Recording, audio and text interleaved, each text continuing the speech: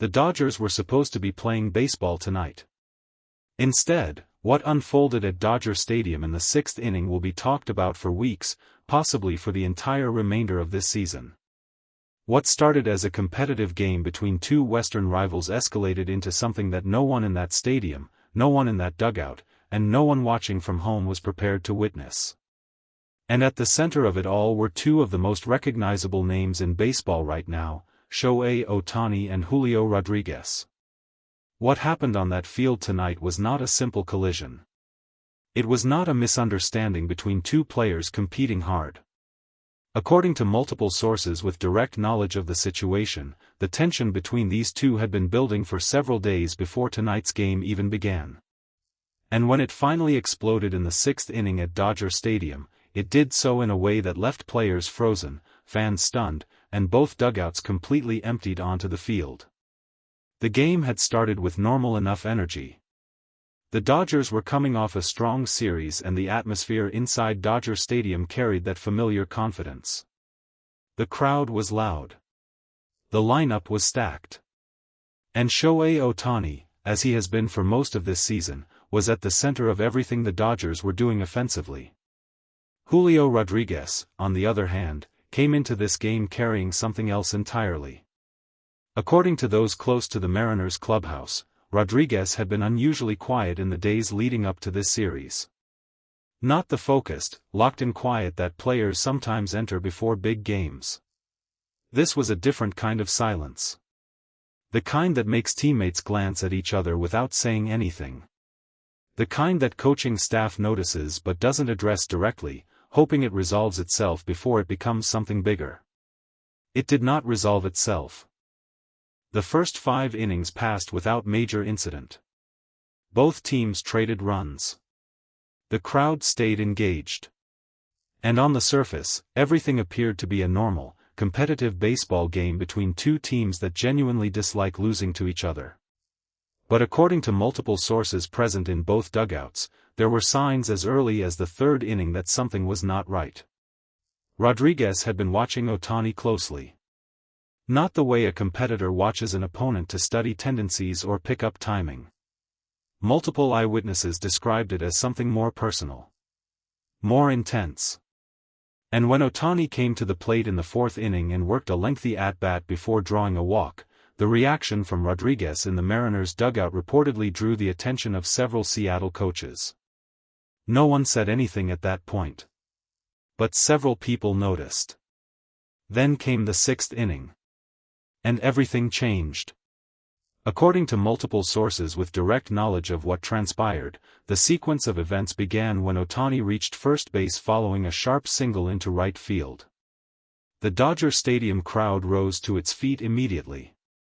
Ohtani, as he always does, took his lead off first base calmly, reading the pitcher, studying the infield, doing exactly what the Dodgers coaching staff expects of him in every situation.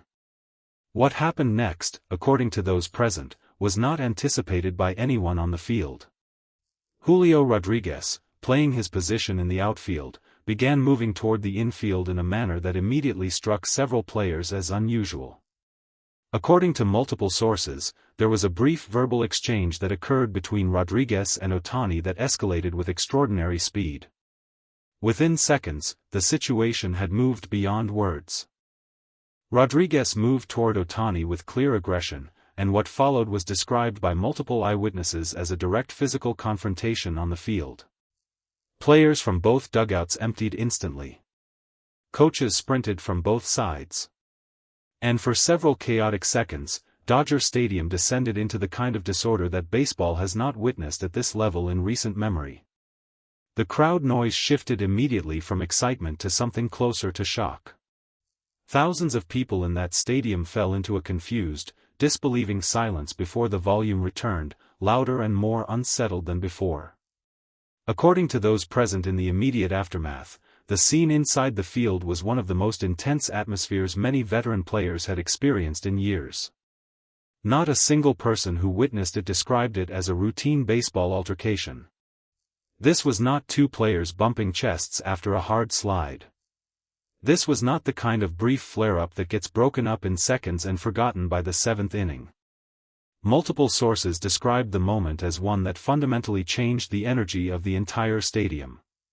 Players who had been on the field said afterward that the look on both players' faces during the confrontation was unlike anything they had seen in a regular season game. There was no performance in it. No playing to the crowd.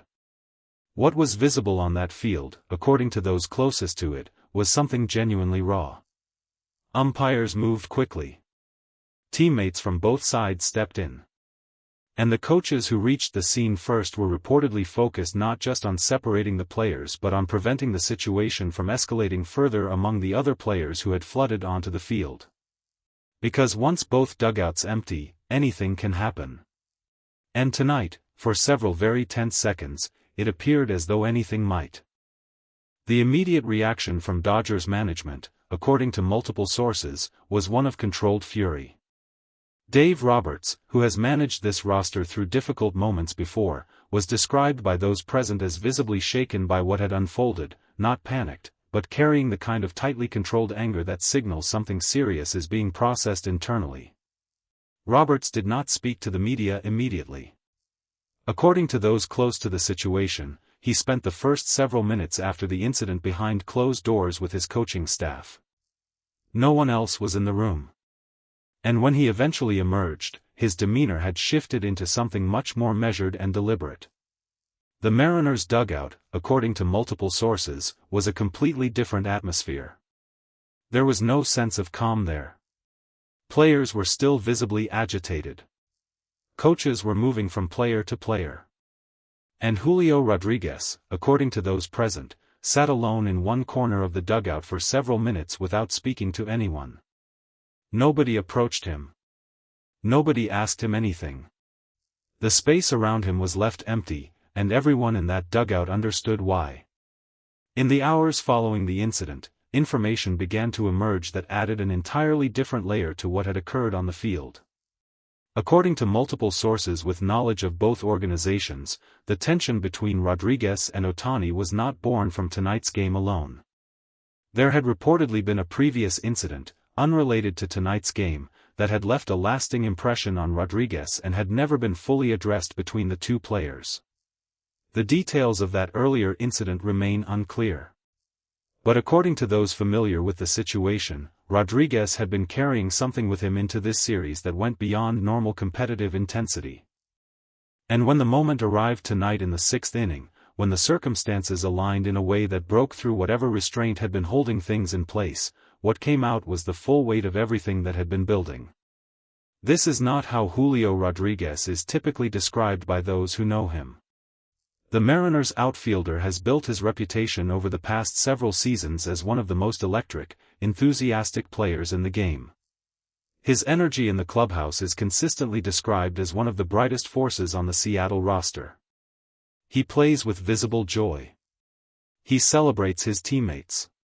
He is the kind of player that organizations build cultures around. Which is precisely why tonight's events were so jarring to everyone who witnessed them. This was not the Julio Rodríguez that baseball has come to know. And that gap, between the player everyone recognizes and the player who walked toward Shohei Ohtani on that field tonight, is what has left so many people inside the game genuinely unsettled. As for Ohtani, multiple sources described his demeanor following the incident as remarkably composed given the circumstances. This, too, was noted by those present.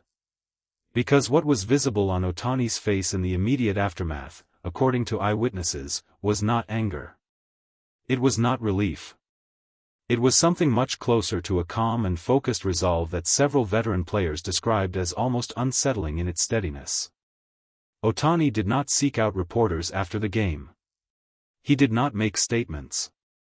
He moved through the post-game environment in exactly the manner you would expect from a player who has decided that the only thing worth responding to is what happens on the field. But those close to the Dodgers organization were very clear about one thing. What happened tonight did not go unnoticed internally. The Dodgers are a team that operates with a specific culture and a specific set of standards. And when something disrupts that culture, regardless of where it originates, the organization responds. Multiple sources confirmed that conversations are already taking place at the organizational level regarding the fallout from tonight's incident. Both MLB and the individual organizations will be reviewing what occurred. Suspensions are being discussed. And the broader question of what this means for the remainder of this series, and this season, is one that neither team's front office is treating lightly. Because at its core, what happened tonight at Dodger Stadium goes beyond one confrontation between two players. It revealed something about pressure. About what happens when competitive intensity crosses a line that everyone in the game understands but rarely talks about directly. And it raised serious questions about how both organizations managed the aftermath of a moment that was captured by every camera in that stadium and seen by everyone watching. Baseball has a way of moving forward. The schedule continues. The games come back around. And in a week, perhaps even in a few days, tonight will have become one chapter in a longer story that this season is still writing. But for everyone inside Dodger Stadium tonight, every player, every coach, every person who was close enough to see what actually happened in that sixth inning, this is not something that gets filed away easily. Some moments change the atmosphere of a season. Some moments reveal things about players and teams that 100 ordinary games never could. Tonight was one of those moments.